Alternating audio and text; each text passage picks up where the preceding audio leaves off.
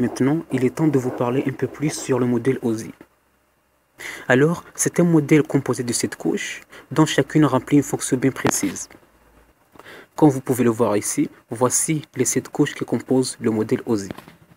En commençant du bas vers le haut, on a la couche physique, la couche liaison des données, la couche réseau, la couche transport, la couche session, la couche présentation et la couche application.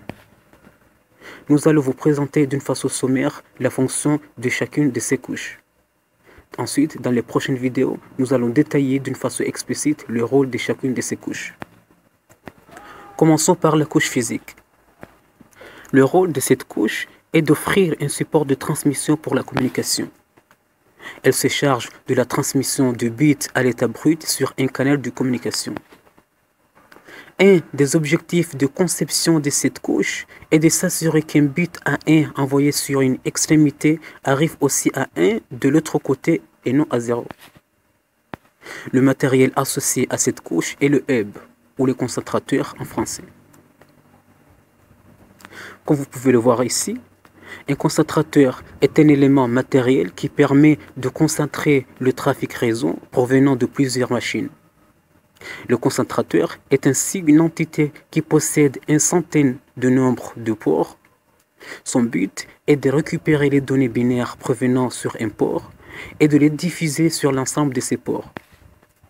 Le concentrateur permet ainsi de connecter plusieurs machines entre elles, comme vous pouvez le voir aussi dans ce schéma.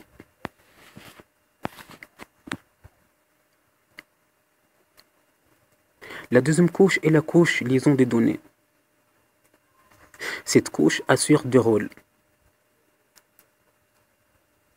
Premièrement, elle offre un support de transmission pour la communication. Deuxièmement, elle permet également de détecter les erreurs de transmission. Cette couche permet un transport fiable des données sur le support réseau. La couche liaison des données concerne des services tels que l'adressage physique, la topologie du réseau et la gestion des liaisons physiques, mais aussi la synchronisation, le contrôle des erreurs et le contrôle de flux. Le matériel associé à cette couche est le switch, ou bien le commutateur en français. Un switch est un boîtier doté de plusieurs ports Ethernet et qui sert à relier plusieurs câbles ou fibres dans un réseau informatique. Il permet de créer des circuits virtuels ou ce qu'on appelle des VLAN. Il permet également de recevoir des informations et de les envoyer vers un destinataire précis sur le réseau. Parmi les avantages des switches, c'est qu'ils permettent de sécuriser les données transmises sur les réseaux et peuvent être utilisés pour augmenter le nombre d'ordinateurs connectés sur un réseau LAN. La différence principale entre le switch et le hub est que le switch c'est précisément la machine qu'elle doit lui envoyer la trame.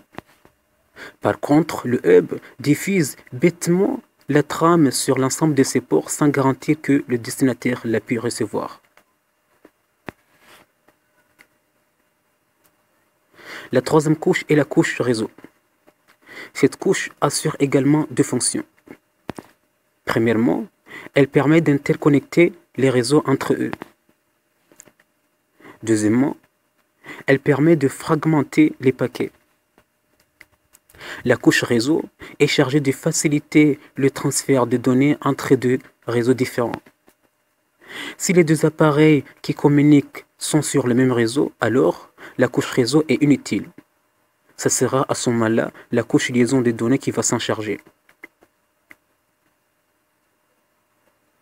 Sur le périphérique de l'expéditeur, la couche réseau décompose les segments de la couche transport en une unité plus petite appelée paquet et réassemble ces paquets sur le périphérique de réception. La couche réseau trouve également le meilleur schéma physique pour que les données atteignent leur destination. C'est ce qu'on appelle le routage.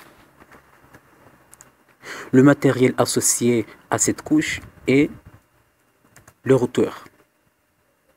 Il est celui qui assure le routage des paquets sur le réseau.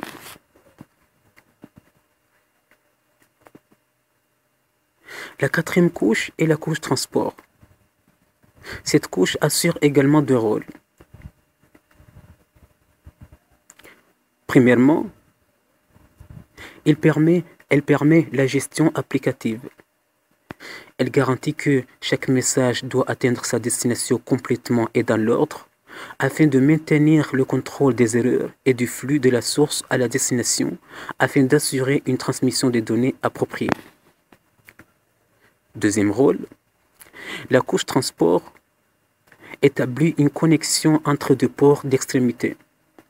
Une connexion est un schéma logique unique de la source à la destination qui est associé à tous les paquets de messages.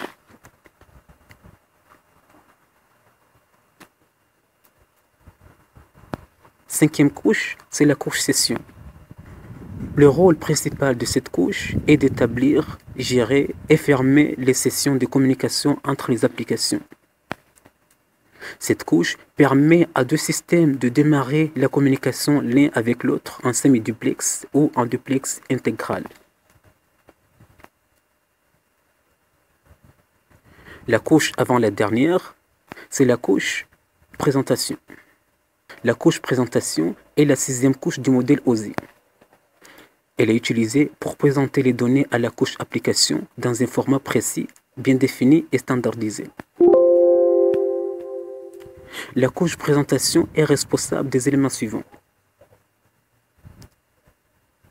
Elle permet le cryptage, le décryptage des données, la conversion de caractères et de chaînes et la compression des données.